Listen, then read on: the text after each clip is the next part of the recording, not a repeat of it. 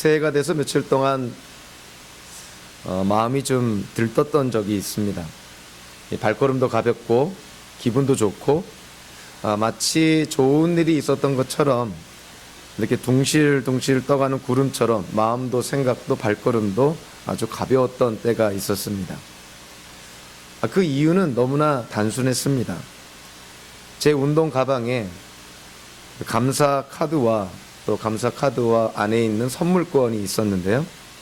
사실은 그 감사 카드와 선물권을 주려는 마음 때문에 괜히 기분도 좋고 발걸음도 가볍고 굉장히 흥겨운 들떠있는 어떤 그러한 때가 있었습니다. 지난 1년 동안 저를 가르쳐줬던 분들에게 선물을 주려고 그렇게 감사 카드와 선물권을 이제 운동 가방에 넣고 다닌 것인데요. 그분들은 저에게 전혀 그런 걸 기대하지도 않았고, 그렇기 때문에 제가 그 선물과 카드를 줄 때 얼마나 기뻐하고 얼마나 또 좋아할까, 그 생각이 저를 참 기쁘게 만들었습니다. 저는 이러한 어떤 그 일상에서의 그런 작은 경험을 통해서 하나님의 마음을 좀 살짝 이렇게 경험해 볼 수 있었습니다. 하나님께서는 우리가 어떠한 일을 통해서 하나님을 위해서 무슨 일을 하기보다는 오히려 하나님께서는 우리가 전혀 예상하지 못하고 기대하지 않았던 때에 우리에게 풍성한 것으로 주시기를 하나님은 원하십니다. 그래서 하나님께서 우리에게 무엇인가를 주시려는 어떤 그러한 마음을 가질 때 하나님은 얼마나 기뻐하실까, 이런 생각을 좀 하게 됐습니다.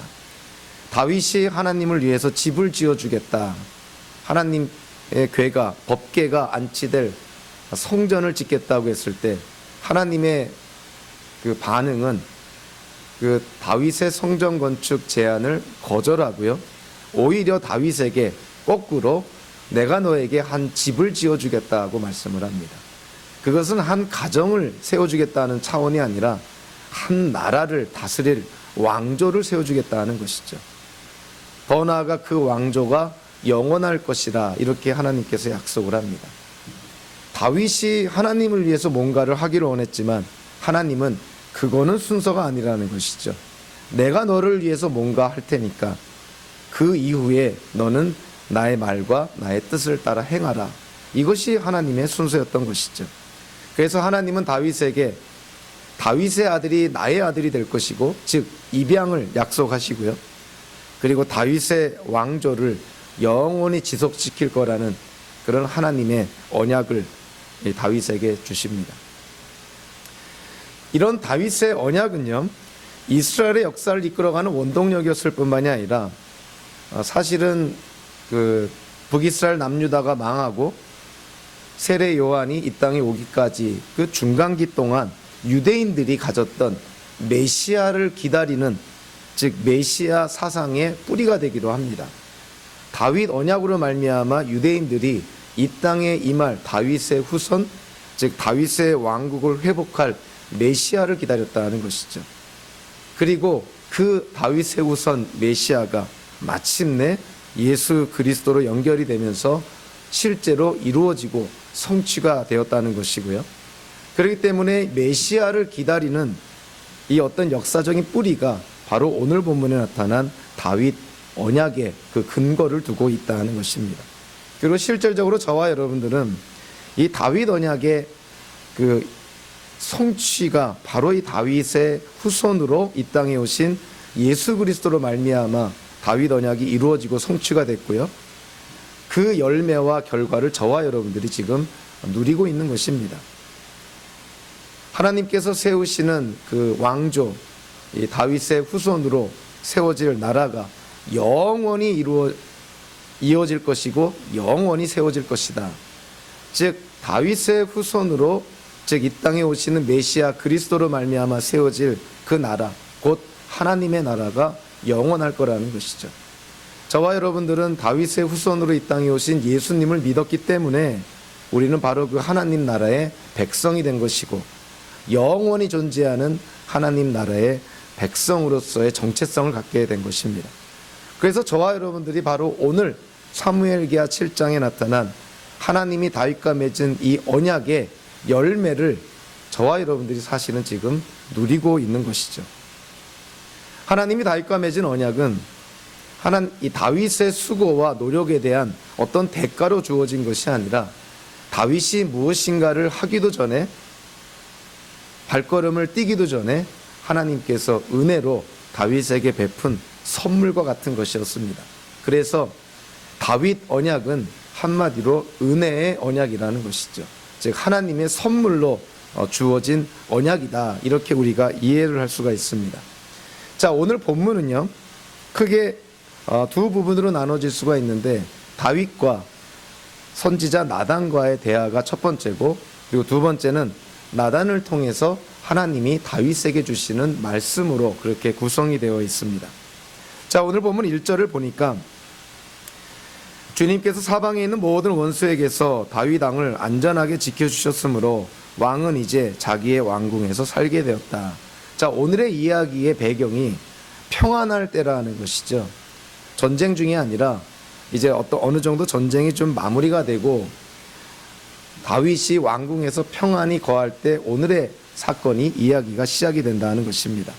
자, 그래서요 대부분의 성경학자들은 사무엘기 저자가 이 사무엘기 상하를 이렇게 기록을 할 때 철저하게 시간 순으로 기록을 했다기보다는 어떠한 사무엘기 저자의 의도를 갖고 경우에 따라서는 시간 순이 아닌 어떤 사건의 중요성에 따라서 배열해서 기록을 했다고 이해를 합니다. 자, 오늘 보면 1절에서 다윗이 평안하게 자기 왕궁에 살게 되었다는 것은 어느 정도 전쟁을 많이 치르고 그리고 나서 평화가 왔다는 것이죠. 그래서 사무엘기 8장에도 전쟁에 대한 이야기가 나오고요, 사무엘기 10장에서도 또 암몬 족속과의 그런 전쟁의 이야기가 나옵니다. 그래서 성경학자들은 시간적으로 보면 이 사무엘기 8장과 사무엘기 10장에 나오는 이 전쟁이 끝난 이후에 오늘의 사건이 일어난 것으로 그렇게 이해를 합니다. 어느 정도 전쟁을 끝내고 다윗이 안정을 찾고 왕궁에서 평안히 거할 때 다윗의 마음에 하나의 부담을 갖게 되는 일이 생깁니다. 다윗은 그가 왕위에 오르는 모든 과정, 지금의 이 자리에 있게 한 것이 하나님의 은혜라는 것을 깨닫게 되는 것이죠. 하나님 때문에 내가 이 자리에 있게 됐다는 것을 다윗이 깨닫게 됩니다. 그렇기 때문에 다윗의 관점에서 보니까 자기는 지금 백향목이라는 그 당시에 최고의 그런 어떤 자재로 지어진 왕궁에서 자기는 살고 있지만 하나님의 임재를 상징하는 하나님의 궤, 법궤가 그냥 천막 안에, 장막 안에 놓여 있다는 것이 영 마음에 불편했던 것이죠. 그래서 오늘 본문에서 다윗이 나단에게 그러한 자기의 어떤 심중을 이렇게 표현을 합니다. 2절에 보니까 하루는 왕이 예언자 나단에게 말하였다. 나는 백향목 왕궁에 사는데 하나님의 궤는 아직도 휘장 안에 있습니다. 이 역사서에 나타난 이런 어떤 사건들의 전개를 보면서요, 우리는 사무엘기 저자가 이때 일어난 모든 일들을 다 기록했다고 보지 않습니다. 중요했던 부분들만 기록을 한 거기 때문에 이 중간중간 이야기의 흐름 속에서 우리가 추측할 수 있는 부분들도 있는 것이죠. 다윗이 이 예루살렘 다윗성에 하나님의 궤를 안치할 성전을 건축하겠다, 어떠한 의도로 그랬을까? 사무엘기와 바로 앞장에 나오는 6장에서는요 다윗이 기랏 여아림에 있는 하나님의 궤를 마침내 예루살렘에 있는 다윗성으로 옮겨오는 과정을 우리에게 보여줬습니다.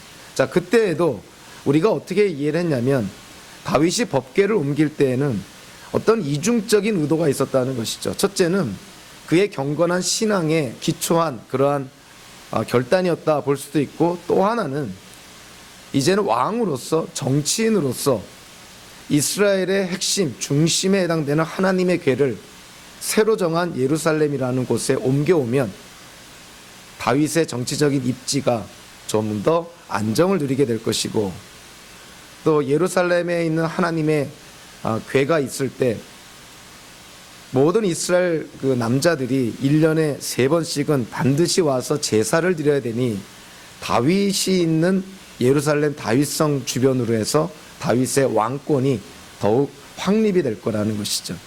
그래서 이 법궤가 옮겨올 때에도 어떤 신앙적인 측면과 이런 정치적인 실리적인 측면을 함께 고려해야 된다, 그렇게 이해를 했습니다. 다윗이 성전을 건축하고자 할 때에도 우리는 이런 이중적인 측면을 고려해야 되는 것이죠. 다윗의 어떤 결정, 다윗의 행동을 그냥 흑백 논리로만 이해하는 것은 굉장히 극단에 빠질 수가 있습니다. 다윗이 성전을 건축하는 것이 100% 어떤 신앙적인 측면으로만 이해하는 것도 문제가 있고요. 그렇다고 해서 또 다른 극단인 성전을 건축하는 것을 철저하게 정치적인 측면에서만 이해하는 것도 또한 문제가 있는 것이죠. 그래서 이런 어떤 신앙적인 측면과 정치적인 측면, 이런 어떤 이중적인 차원에서 성전 건축에 대한 다윗의 마음을 우리가 헤아려 볼 필요가 있다는 것이죠. 한편으로는 순전한 마음으로 하나님에 대한 어떤 신앙 가운데, 경건한 신앙 가운데 성전 건축을 생각할 수 있는 것이고, 또 하나는 정치적인 측면에서 자기의 왕권을 더 확립하기 위해서 이 성전을 건축하는 그러한 마음도 있었다는 어떤 이중적인 측면의 그런 의도를 우리가 함께 고려해야 됩니다. 다윗이 나단에게 자기는 백향목 왕궁에 사는데 하나님에게는 저 보잘것없는 휘장, 이 장막 안에 있다는 것을 언급을 합니다. 즉 자기가 사는 왕궁처럼 적어도 자기 수준만큼의 왕궁에, 그런 왕궁과 같은 그런 건물에 하나님의 궤가 있어야 되지 않겠느냐, 이렇게 지금 제안한 것이죠. 자, 거기에 대해서요 3절을 보니까 나단이 즉각적으로 반응을 합니다. 나단이 왕에게 말하였다. 주님께서 임금님과 함께 계시니 가셔서 무슨 일이든지 계획하신 대로 하십시오. 나단이 다윗 왕의 성전 건축에 대한 어떤 의도를 딱 파악을 하고 보니까 이거는 하나님이 기뻐하시는 일이라는 것이죠. 그리고 그 다윗의 인생 가운데 나단이 인정했던 것이 뭐냐면 하나님이 이 다윗과 함께 하셨다는 거예요. 다윗이 지금의 이 자리에 있게 한 것이 하나님의 역사라는 것을 나단이 그 누구보다도 잘 알고 있었습니다. 실제로 사무엘기 저자가 사무엘기상 18장 또 사무엘기하 5장에서 하나님이 다윗과 함께 하셨음을 여러 번 강조합니다. 주님께서 자기를 떠나 다윗과 함께 계시는 것을 안 사울은 주님께서 그와 함께 하셨기 때문에, 사울은 주님께서 다윗과 함께 계시다는 것을 알았고, 사무엘기하 5장에서는요 만군의 주 하나님이 하나님과 함께 계심으로 다윗이 점점 강대해졌다. 사무엘기 저자가 강조했던 주제 가운데 하나가 뭐냐면 하나님이 다윗과 함께 했다는 것입니다. 나단이 그거를 당연하게 인정을 한 것이죠. 하나님이 다윗 당신과 함께 하시니 다윗 당신이 하나님의 성전을 건축하겠다는 것 당연히 하나님께서 기뻐하실 것이니 바로 가서 계획하신 대로 하십시오. 너무나 당연한 것이기에 나단은 하나님의 뜻을 묻지도 않습니다. 하나님께 기도해 보지도 않는 것이죠. 이거는 뭐 재고해 볼 여지가 없다는 것이죠. 다윗과 나단의 어떤 이런 대화 속에서 우리는 인간의 어떤 관점, 어떤 인간의 한계를 우리가 보게 되는 것이죠. 당연하게 생각하고 하나님께서 당연하게 기뻐하실 일이라고 했지만 결과론적으로는 하나님의 뜻은 달랐다는 것입니다. 자, 나단의 위치가 어떤 위치냐면 선지자의 위치였죠. 예언자의 위치입니다. 하나님의 뜻을 대신 구별하여서 가르쳐주고 또 이스라엘 백성을 이끌어가야 될 그런 나단. 자, 나단의 위치에 있는 사람들이 대부분 그 열이면 아홉이 하는 일이 뭐냐면 그 이스라엘 백성들이 어떤 도움을 청할 때, 하나님께 무엇인가를 구할 때 같이 기도하고 그의 어려움이, 그의 부족함이 하나님에 의해서 채워지기를 위해서 함께 기도하는 것이죠. 그리고 그 어려움이, 그 궁핍함이 채워졌을 때 함께 기뻐합니다. 이런 일은 나단과 같은 위치에 있는 사람들은 익숙한 일인 것이죠. 아마 그의 일에 열이면 아홉이 이런 형태의 일을 합니다. 어떤 도움을 청하면 그 도움을 하나님께 같이 구해서 하나님께 또 선한 응답을 받을 수 있도록 그렇게 돕는데 나단과 같은 사람들이 익숙한 것이죠. 근데 나단의 위치에 있는 사람들이 익숙하지 않은 일이 있습니다. 뭐 현대 목회자들도 마찬가지 그런 입장인데요. 그것은 뭐냐면 이 당시에 이스라엘 백성 가운데 한 사람이 나단을 찾아와서 제가 하나님을 위해서 무언가를 하고 싶습니다. 하나님을 위해서 이 일을 하고 싶습니다. 하나님을 위해서 이거를 드리고 싶습니다. 하나님을 위해서 이렇게 헌신하고 싶습니다. 자, 나단의 입장에서 많은 경우 이스라엘 백성들이 찾아와서 자기의 어려움을 토로하고 하나님께 구하기를 그렇게 간청했던 그 다른 일과 달리 어떤 특정한 이스라엘 사람이 찾아와서 하나님께 헌신하기를 원하고 하나님께 무언가를 드리기를 원하고 하나님의 일을 감당하기를 원한다. 얼마나 나단이 기뻤을까 우리가 쉽게 생각할 수 있는 것이죠. 참 드문 일이기 때문에 그런 것입니다. 다윗이 다른 일도 아니고 하나님의 성전을 건축하겠다 했을 때 나단이 얼마나 기뻤을까요? 뭐 재고해 볼 여지도 없는 것이죠. 하나님께 뭐 물어볼 필요도 없다 생각한 것이죠. 이건 당연히 하나님이 기뻐하실 일이고 이거는 재고할 필요도 없이 바로 실행해야 된다. 이렇게 나단이 생각한 것이죠. 하나님을 위해 집을 짓겠다는데 아니 이것을 잘못됐다고 하나님이 말씀하실 일은 없다는 것이죠. 그것이 나단의 한계였습니다. 어떻게 보면 인간의 한계였던 것이죠. 4절에 보니까 그날 밤에 하나님이 나단에게 나타납니다. 아주 급하게 나타나셨다는 걸 볼 수 있는 것이죠. 다윗이 실제로 실행에 옮기기 전에 하나님이 나단에게 급히 나타나셔서 다윗을 막은 것입니다. 결과론적으로 나단을 통해서 하나님의 뜻이 어떻게 계시가 되냐면 다윗이 하나님을 위해서 집을 짓겠다는 것을 하나님이 거절하시고 오히려 하나님이 다윗을 위해서 집을 지어주겠다는 것입니다. 그러니까 다윗을 위해서 왕조를 하나님께서 세워주시겠다는 것이죠. 그래서 이 나단을 통해서요, 특히 저와 같은 목회자들은 경각심을 갖게 됩니다. 당연하게 보이는 일도 목회자의 관점에서 하나님께서 당연히 기쁘시게 받으실 일조차도 항상 하나님께 확인해야 되는 것이죠. 하나님께 물어보고 정말 하나님의 뜻과 일치하는지 그걸 한번 확인한 다음에 성도에게 가이드라인도 제시하고 함께 그 일을 추진해 나가야 된다는 것이죠. 나단만 어떤 인간의 한계를 우리에게 보여주는 것이 아니라 다윗도 마찬가지였습니다. 자, 다윗이 이제까지 이 자리에 있게 한 하나님의 은혜에 감사해서 빚진 마음이 되어서 하나님께 성전을 건축하고 싶다는 것이죠. 자, 겉으로 보기에는 아무 문제가 없습니다. 다윗조차도 자기에게 문제가 있다는 것을 깨닫지를 못합니다. 자, 그런데 이 부분에 대해서 이 유진 피터슨 박사가요, 아주 통찰력 있게 날카롭게 이 부분을 설명을 합니다. 이 유진 피터슨 박사가 주의한 어떤 그 패러그래프를 제가 통째로 읽어드릴 테니까 여러분들 한번 잘 들어보시기 바랍니다.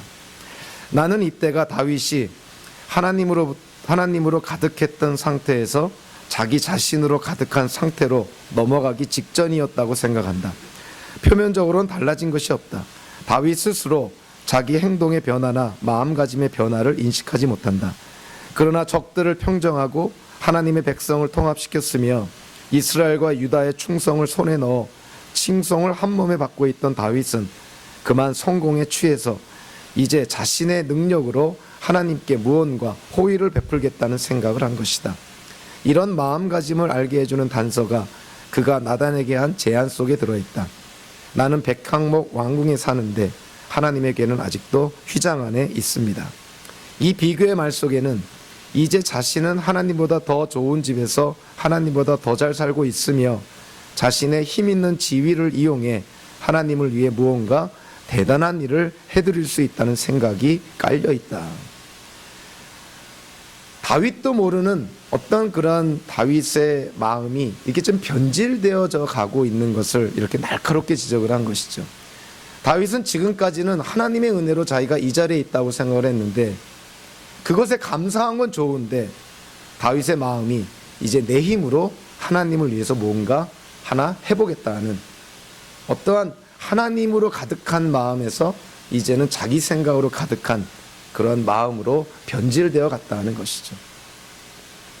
만약에 이 일이 계속 진행이 되었다면 예루살렘 다윗성 근처에 하나님의 성전이 건축될 때 하나님의 성전이 건축되는 과정 속에서 일하는 사람이나 관리들이나 이스라엘 백성들이 과연 누구에게 초점을 맞췄을까? 이거는 다윗이 주도해서 세우는 성전이다. 다윗에게 초점이 맞춰졌겠죠? 다윗은 원하지 않았겠지만 다윗을 따르는 또 신복 가운데 또 과도한 충성 때문에 성전이 건축되고 나서 그 편말을 달 때 다윗 성전이라고 편말을 닿을 가능성도 있을 수 있는 것이죠. 하나님께서 그 위험성을 본 것이죠. 어찌 보면 다윗이 하나님 중심적인 마음에서 자기 중심적인 마음으로 변질될 수 있는 그 크리티컬한 순간에 하나님이 막으셨다는 것입니다. 상당히 그 통찰력 있는 그런 이해라고 생각을 합니다. 그러니까 다윗도 자기 생각에는 선한 의도로 성전을 건축하겠다고 했지만 자기의 마음이 지금 변질되어 가고 있는 것을 본인도 깨닫지를 못했던 것이죠. 나단을 통해서나 다윗을 통해서나 우리는 우리의 한계를 우리가 깨닫게 되는 것이죠. 인간의 한계가 있다는 것이죠. 우리가 보기에 아무리 좋은 일도, 우리가 보기에 하나님께서 기뻐하실 일이라 생각하는 일도 항상 하나님께 확인을 해야 되는 것이죠. 그럴 때 우리의 앞길이 좌우로 치우치거나 실족하지 않고 바른 길로 나아갈 수가 있습니다. 다윗이 나단에게 성전을 건축하겠다 그런 어떤 의도를 표했을 때 나단이 바로 그렇게 하라고 격려를 합니다. 4절에 보니까 하나님께서 급히 나단에게 나타납니다. 놔뒀다가는 일이 금방 진척이 될 것 같고 그랬다가는 안 좋은 일이 생겨날 수 있으니 하나님이 나단에게 나타나서 다윗에게 전할 말씀을 나단에게 전해줍니다. 자, 오늘 본문을 보니까 이 4절부터 7절을 보니까 한마디로 하나님께서 다윗이 성전을 건축하겠다는 그 제안을 하나님이 거절하십니다. 특별히 그 5절에서 이러한 어떤 그 반문을 통해서 거절하시는 것이죠. 나 주가 말한다. 내가 살 집을 다윗 내가 지으려고 하느냐. 조금 그 현대적으로 표현하면 다윗 내가 그만큼 잘났냐. 지금 왕에 올랐다고 예루살렘 점령해서 수도 삼았다고 하나님의 법궤도 이제 다윗성에 안치되었다고 이제 어느 정도 잘났으니 이제 하나님의 집을 네가 짓겠다고 하겠느냐. 지금 이러한 하나님의 말씀이라는 걸 우리가 깨닫게 되죠. 다윗 그만큼 네가 지금 커졌고 자랐고 좀 잘났냐 이런 것입니다. 그러면서 6절 7절에서 자, 오늘 본문에서는요 하나님이 다윗의 성전 건축을 거절하신 이유를 얘기하는 것이 하나님은 어느 특정한 장소에 제한받는 분이 아니라는 거예요. 이걸 통해서 우리는 하나님께서 다윗이 성전을 건축하는 어떤 의도를 하나님이 이렇게 간접적으로 표현했다고 봅니다. 다윗이 성전을 건축한 의도가 뭐냐면 하나님을 성전 안에 가둬놓고 이 하나님은 나만을 위한 하나님, 나의 가정, 나의 왕조만을 위한 하나님, 상자 안에 가둔 하나님으로 생각하려고 했던 것이죠. 하나님께서 다윗의 그런 의도를 보시고 나는 그렇게 제한받는 하나님이 아니라는 것이죠. 이스라엘 민족이 움직일 때 함께 움직였던 하나님, 이동성이 있는 하나님이시라는 것이죠. 건물에 제한되는 그러한 하나님이 그러한 신이 아니라는 것입니다. 그래서 다윗에게 이 나단을 통해서 다윗에게 그런 말씀하는 것이죠.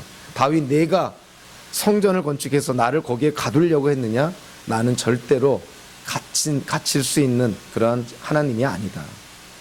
나는 어디에나 있는 하나님, 어디에나 그 역사하는 하나님이기 때문에 내가 생각한 대로 나는 성전에서 갇혀 있을 수가 없다. 이런 것입니다.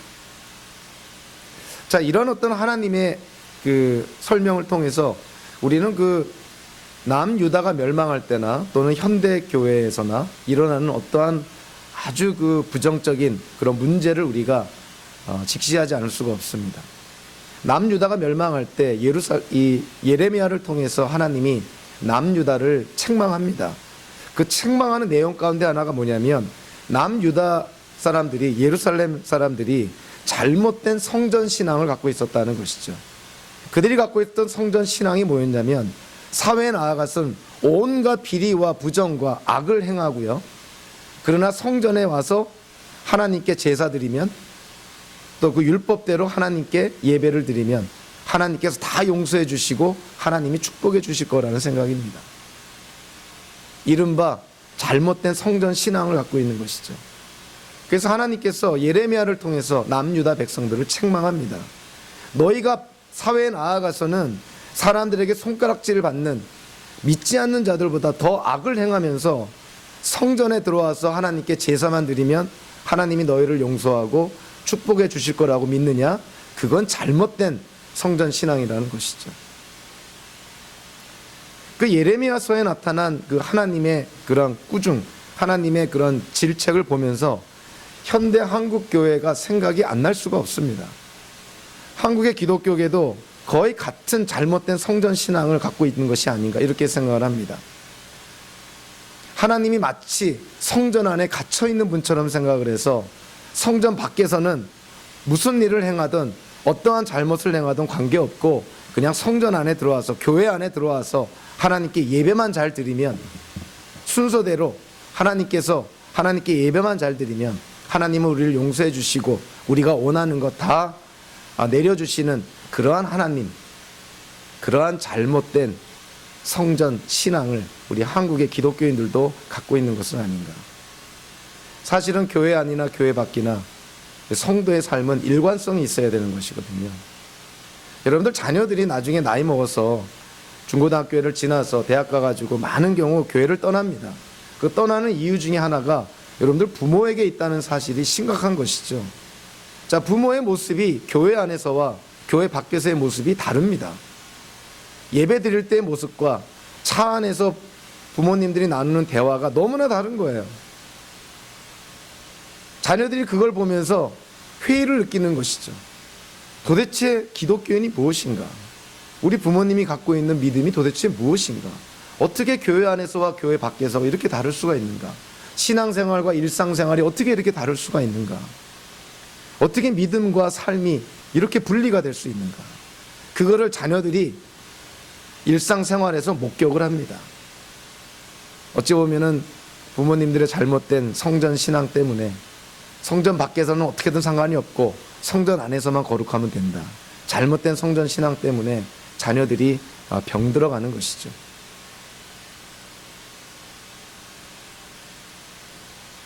하나님께서 다윗에게 그렇게 말하는 것입니다. 내가 성전에 갇혀있는 하나님인 줄 아느냐? 나는 성전에 갇혀있는 자가 아니라는 것이죠. 하나님은 어디에나 계시는 그런 분, 편재하신 분. 그래서 하나님께서 나단을 통해서 다윗에게 다윗의 그런 어떤 성전 건축의 잘못된 의도를 이렇게 간접적으로 꾸짖는 것입니다. 내가 나를 성전에 가두어서 너만의 하나님으로 삼으려고 했느냐? 그거는 하나님 보시기에 절대로 옳은 일이 될 수가 없다는 것이죠. 그래서 하나님께서 다윗의 성전 건축을 그 제안을 거부해버린 것입니다. 그 본인이 몰랐다 하더라도 하나님께서 다윗의 심중을 파악하니 그것은 옳지 않았다는 것이죠. 자, 오늘 본문에서는 이렇게 간접적으로 하나님께서 다윗 성전 건축을 거절한 그런 이유를 제공하지만 성경의 다른 부분에서는요, 좀 더 구체적으로 하나님이 다윗이 성전을 건축하는 걸 거절한 이유를 명시하고 있습니다.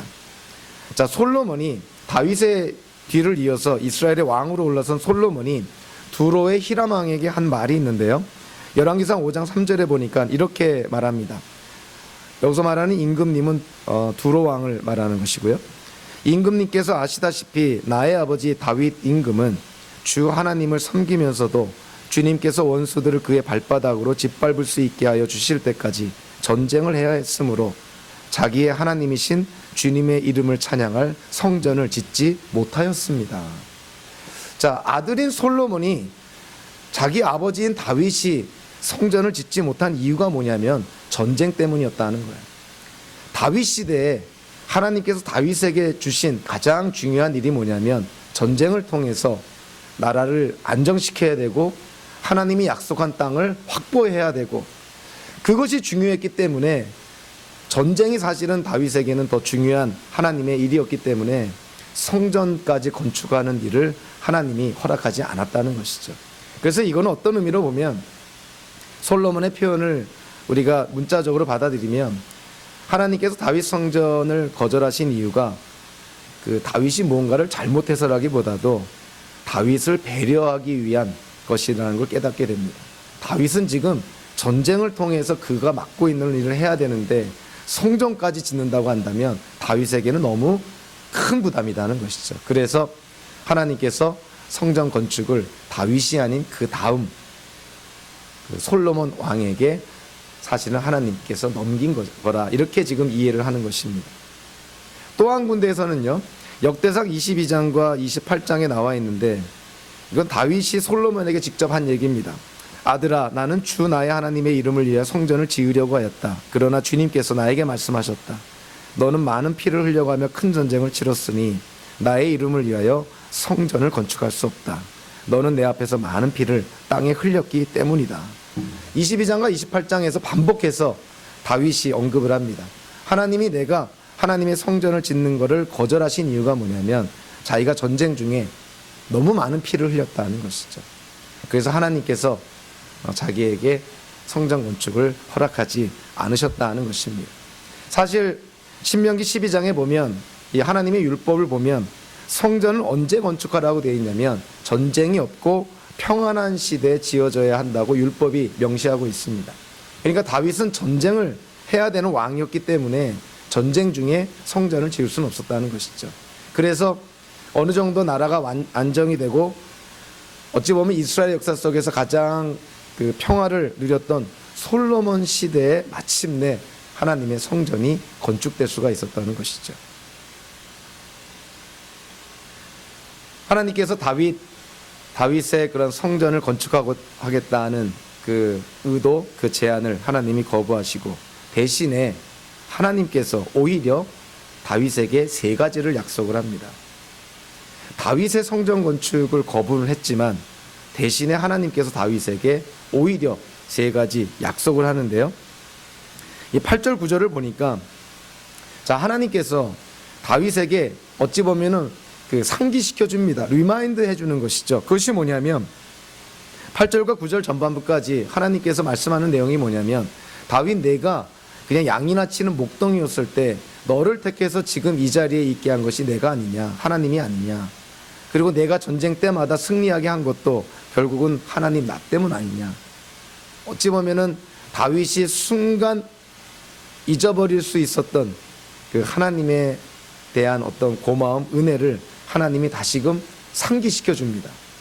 다윗, 내가 지금 이 자리에 있는 것은 나 때문이다. 그거를 상기시켜 주면서 다윗에게 하나님께서 세 가지의 약속을 더해 줍니다.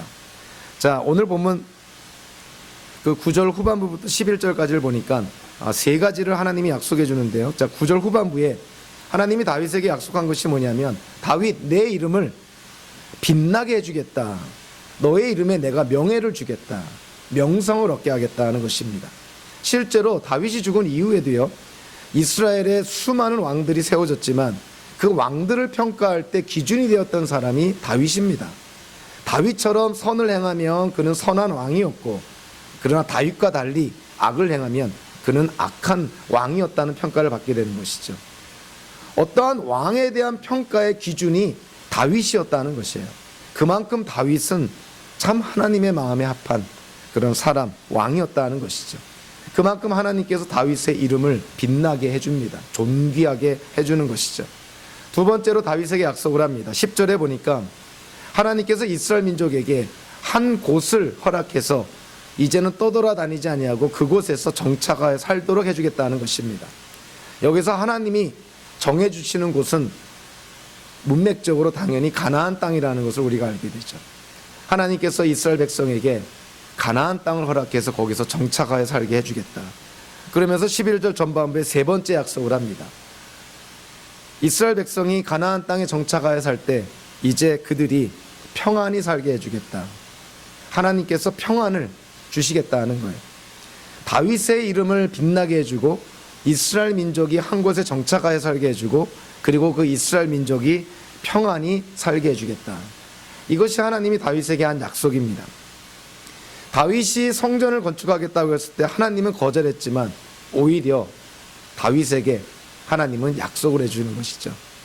특별히 11절 후반부로 넘어가면서 이제 구체적으로 하나님의 약속이 구체화됩니다. 11절 후반부에 뭐라고 말씀하고 있냐면 그뿐만 아니라 나 주가 너의 집안을 한 왕조로 만들겠다는 것을 이제 나 주가 너에게 선언한다. 자, 5절에서 다윗이 하나님께 다윗에게 이렇게 말하죠. 다윗 네가 내 집을 짓겠느냐? 오늘 11절 후반부에서는요. 하나님께서 이렇게 말씀하시는 것이죠. 내가 너를 위해서 집을 지어주겠다 하는 것입니다. 다윗, 내가 나를 위해서 집을 짓기 이전에 하나님이 내가 다윗 너를 위해서 한 집안을 왕조로 만들어주겠다. 그래서 단순한 그냥 이름 있는 어떤 패밀리 가문이 아니라 왕조입니다. 이스라엘을 다스리는 왕조로 만들어주겠다. 하나님의 약속인 것이죠. 그것에 대한 구체적인 설명이 12절부터 16절까지 나오는데요. 사실 사무엘기하 7장 12절부터 16절까지가 바로 이 다윗 언약이라고 우리가 그 제목을 붙일 수 있는 아주 중요한 본문인 것이죠. 사실 이 본문은 너무너무 중요합니다. 자, 오늘 이 12절부터 16절까지를 보면요. 이 문장 구조가 굉장히 우리에게 어떤 의미를 주는 문장 구조로 되어 있습니다. 우리가 보통 처음과 끝에 어떤 같은 주제나 같은 어떤 핵심적인 단어가 반복이 되면 우리는 이것을 뭐라고 표현하냐면 영어로는 인클루지오라고 표현하기도 하고 수미 쌍관 구조다 이렇게 표현합니다. 주제가 되는 것이 처음과 끝에 나와서 전체의 문장을 전체의 문단을 이렇게 감싸고 있다는 그런 것이죠. 그렇기 때문에 이 12절부터 16절까지 처음과 끝에 반복되는 내용이 가장 중요한 내용이라는 것이죠. 그럼 12절 13절을 보면은 하나님께서 다윗에게 약속하신 것이 뭐냐면요. 12절에 내 몸에서 나올 내 자식들이 너의 왕조를 계속 이어갈 거라는 것이고 13절에서 하나님이 내 왕조를 영원토록 내가 보존해 주겠다. 영원토록 튼튼하게 해주겠다. 똑같은 내용이 16절 맨 마지막에도 나오죠. 내 집과 내 나라가 내 앞에서 영원히 이어갈 것이며 내 왕위가 영원히 튼튼하게 서 있을 것이다. 12, 13절과 16절 이 수미상관 구조에 있어서 3번이나 반복된 특별한 단어가 있는데요. 그것이 뭐냐면 영원히라는 단어입니다. 다윗 왕조는 그저 이스라엘의 역사 속에 어떤 특정한 기간 동안에 존재하는 왕조가 아니라 영원히 존재하는 왕조라는 것이죠. 이것이 그 유명한 다윗 언약입니다. 하나님께서 다윗에게 약속한 내용이라는 것이죠. 그래서 이 다윗 언약을 가만히 들여다보면 굉장히 중요한 특성들이 발견이 됩니다. 그 14절과 15절에서요. 다윗 가문과 사울 가문을 대조해서 설명을 합니다. 자, 사울 가문 15절에 보니까 사울이 죄를 지어서 하나님께서 하나님의 은혜, 은총을 그에게서 거두어 드렸다. 즉 사울의 가문은 망하게 되었다는 것이죠. 그런데 14절에 보니까 다윗 가문에 대해서 얘기를 합니다. 자, 14절에서 하나님이 이 다윗 언약 속에서 약속한 것이 뭐냐면 다윗의 아들을 하나님께서 내 아들로 삼아 주시겠다 이렇게 얘기를 합니다. 그러니까 다윗의 아들은 내 아들이라는 거예요. 그러니까 하나님의 아들로 삼아 주겠다. 즉 입양하겠다 이런 것입니다.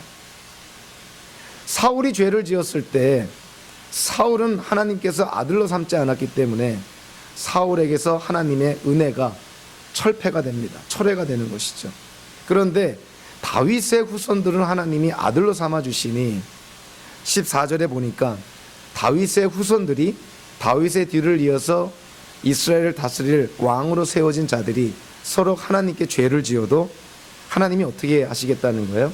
그를 때리고 채찍질하며 그를 징계는 할지언정 내가 그들의 아버지가 되어주겠다는 것입니다. 그러니까 그들을 징계할지언정 그들과의 관계는 깨지지 않는다는 거예요. 하나님과 다윗의 후손들의 관계는 아버지와 자녀의 관계라는 거예요. 부모와 자녀의 관계라는 거예요. 서로 자녀가 잘못해서 부모가 징계를 하더라도 부모와 자녀의 관계는 절대 깨지지 않는다는 것입니다. 자, 이것은 아주 굉장히 우리에게 중요한 점을 말씀해 주고 있죠. 이 다윗 언약이 세워지기 전까지 이스라엘 민족의 어찌 보면 틀을 잡아주는 언약이 있었는데요. 그것은 시내산 언약 또는 모세 언약이라 그럽니다. 이스라엘 민족이 출애굽하고 시내산에 머물 때 모세를 통해서 하나님이 율법을 주시죠. 그 율법을 주면서 하나님이 이스라엘 민족과 언약을 맺습니다. 그 언약을 모세 언약, 시내산 언약이라 그러는데 그 언약의 특징이 뭐냐면 사실은 조건적입니다. 이스라엘 민족이 만일 이렇게 한다면 하나님께서 약속하신 축복을 내려주시겠다, 이런 것입니다. 굉장히 다윗 언약 이전에 이 시내산 언약, 모세 언약은 이스라엘 민족에게 조건적이었다는 것이죠. 사울이 거기에 해당됩니다. 사울은 사무엘기상 13장 13절에 보니까 사무엘이 사울에게 이렇게 말합니다. 해서는 안 될 일을 하셨습니다. 주 하나님이 명하신 것을 임금님이 지키지 않으셨습니다. 명령을 어기지 않으셨더라면 임금님과 임금님의 자손이 언제까지나 이스라엘을 다스리도록 주님께서 영원토록 굳게 세워주셨을 것입니다. 사울에게 하나님이 주신 말씀이 뭐냐면 사울이 만일 하나님의 말씀대로 행했다면 사울의 집안을 영원토록 세워줬을 거라는 것이죠. 그런데 사무엘기 상에서 우리가 알듯이 사울이 어떻습니까? 하나님께 불순종하게 되죠. 그래서 하나님께로부터 버림을 받습니다. 그것이 사울의 처지였다는 것이죠. 일종의 시내산 언약의 연장선상에서 이해가 되는 것이죠. 근데 오늘 우리에게 주시는 다윗 언약은 뭡니까? 다윗의 후손들이 서로 하나님께 불순종하더라도 사울 가문처럼 하나님의 은혜를 철회하지 않고 하나님께서 계속 그들의 아버지가 되어주시고 그들과 동행해 주실 거라는 그런 무조건적인 약속을 주시고 있습니다. 그래서 다윗 언약은 한마디로 무조건적인 언약인 것이죠. 이거는 다윗의 행위, 다윗의 후손들의 행위와 관계없이 하나님께서 내가 너희를 위해서 이렇게 베풀어 주겠다는 것입니다. 그래서 이 다윗 언약이야말로 사실은 17세기, 16세기 종교 개혁 때 슬로건 중에 하나였던 오직 은혜라는 말과 일맥상통하는 것이죠. 다윗 언약은 하나님의 은혜로 선물로 주어진 것입니다. 그래서 어떤 학자는 이렇게 얘기를 합니다. 우리가 이신칭이라고 얘기하죠. Justification by faith라는 표현을 통해서 우리가 믿음으로 의롭게 된다. 근데 오늘 이 다윗 언약의 내용을 통해서 이신칭의가 아니라 이은칭의가 돼야 되지 않느냐. Justification by grace가 돼야 되지 않느냐. 하나님의 은혜로 말미암아 우리가 의롭게 된 것이 아니냐. 다윗 언약은 정말 무조건적인 하나님의 은혜의 선물이었다는 것을 우리가 깨닫게 됩니다. 자, 이 놀라운 것은 사무엘기하 7장에 나타난 이 다윗 언약과 실제로 이스라엘의 역사 속에 일어났던 북이스라엘과 남유다의 멸망. 자, 남유다가 멸망하고 나서요, 페르시아, 또 그리스, 로마 이렇게 쭉 종속된 그런 생활을 하게 되죠. 말라기 선지자 이후로부터 세례 요한이 이 땅에 오기까지 무려 430년 동안 신구약 중간기에 접어들게 됩니다. 이 중간기라는 것은 사실은 영적인 암흑시대인 것이죠. 선지자도 나타나지 않았고 하나님의 계시도 주어지지 않았습니다. 그런데 유대인들에게 하나의 소망이 있었던 것이죠. 그것이 뭐냐면 사무엘기하 7장에 나타나는 이 다윗 언약의 기초에서 다윗의 후손 가운데 한 명이, 복수가 아닙니다. 다윗의 후손 가운데 단수로 한 명이 이 땅에 임할 거라는 것이죠. 그를 통해서 다윗의 나라가 회복이 될 것이고 다윗의 나라가 다시금 이 땅에 세워질 것이다. 그래서 유대인들이 이 신구약 중간기 400년 넘는 기간 동안에 메시아를 기다립니다. 이것이 메시아 사상이었던 것이죠. 그래서 지금 예수님을 믿지 않는 유대인들은요, 아직까지도 메시아를 기다립니다. 다윗의 후손 가운데 이 땅에 임해서 다윗의 그 전성스러운 나라, 이 전성기 때의 그 다윗 나라를 회복시킬 메시아를 유대인들은 아직도 기다리고 있는 것이죠. 신구약 시대 때, 이 중간기 때 유대인들이 이 다윗 언약의 기초에서 다윗의 후손 가운데 한 명이 이 땅에 메시아 그리스도로 임해서 다윗 나라를 회복시킬 것이다. 메시아를 대망합니다. 메시아를 기다리는 것이죠. 자, 그런데 신약 성경에서 특별히 사도 누가가 이 누가복음 1장 32절 33절을 통해서요, 다윗의 후손 가운데 진정한 메시아로 그리스도로 이 땅에 오신 분이 바로 예수님이시다 하는 것을 사도 누가가 명시합니다. 누가복음 1장 32절 33절에 보니까 예수님에 대해서 이렇게 묘사합니다. 그는 위대하게 되고 더없이 높으신 분의 아들이라고 불릴 것이다. 주 하나님께서 그에게 그의 조상 다윗의 왕위를 주실 것이다. 그는 영원히 야곱의 집을 다스리고 그의 나라는 무궁할 것이다. 다윗 언약의 내용이 뭐였냐면 다윗의 나라가 영원할 거라는 것이죠. 자, 누가가 뭐라고 표현하고 있냐면 다윗의 후손 가운데 이 땅에 오신 예수님이 그 다윗의 왕위를 물려받았다는 거예요. 그리고 그 예수님 때문에 그 나라가 영원히 지속이 될 것이다, 이렇게 말합니다. 결국 영원히 지속될 다윗의 왕조, 다른 말로 하면 그것이 하나님의 나라인 것이죠. 예수님께서 왕으로 통치하시는 그 하나님의 나라가 영원히 존속하게 될 것이다. 그것이 바로 예수님을 통해서 이루어지고 성취가 되었다는 것입니다. 다니엘서에서 뜨인 돌이 날아와서 느부갓네살 왕이 꿈속에서 봤던 그 거대한 신상을 무너뜨리고 온 천하를 뒤덮는 큰 산이 된 그 하나님의 나라, 그 날라온 뜨인 돌, 그분이 바로 예수 그리스도였다는 것이죠. 그분이 곧 다윗의 후손이었다는 것이죠. 그래서 예수님의 공생의 그 기록 가운데 예수님이 예루살렘에 입성할 때나 예수님이 어떤 마을을 지나실 때 예수님께 도움을 청하는 자들이 예수님을 어떻게 묘사하고 있냐면 다윗의 자손이요, 이렇게 묘사합니다. 물론 다윗의 혈통 속에 태어난 예수님이라는 의미도 있겠지만 그거보다 훨씬 더 중요한 의미는 다윗의 자손이라는 것은 다윗 언약에서 계시된 다윗의 왕조를 영원히 이끌어갈 다윗의 후손, 메시아, 그리스도, 그분을 칭할 때 예수님을 다윗의 자손이라고 칭한 것입니다. 그러니까 유대인들 가운데서도 예수님이 이 땅에 임해서 하나님의 영원한 나라를 세워갈 메시아 그리스도라는 것을 인정했던 유대인들이 있었던 것이죠. 저와 여러분들은 이 다윗 언약의 열매와 결과를 우리는 받아 누리고 있는 자들입니다. 예수님이 다윗의 후손으로 이 땅에 오셨죠. 다윗의 왕조 하나님의 나라가 영원히 지속이 됩니다. 저와 여러분들은 예수 그리스도를 믿음으로 말미암아 하나님 나라의 백성이 된 것이죠. 저와 여러분들의 정체성은 영원히 지속이 됩니다. 왜냐하면 우리가 믿는 예수님이 우리의 구원과 영생을 지켜주시기 때문인 것이죠. 다윗 언약은 우리에게 아주 중요한 사실 두 가지를 제시하는데요. 그것은 은혜의 순서입니다. 우리가 하나님께 무엇을 행해서 보답 가운데 하나님이 우리에게 은혜를 베푸시는 것이 아니라 우리가 하나님께로부터 먼저 은혜를 받는 것이죠. 하나님께서 먼저 우리를 축복하시는 것이죠. 거기에 감사해서 우리는 반응을 합니다. 하나님이 먼저 우리를 사랑하십니다. 그래서 우리는 이웃을 사랑해야 된다는 것이죠. 하나님이 먼저 우리를 용서하시죠. 그래서 우리가 이웃을 용서해야 된다는 것이죠.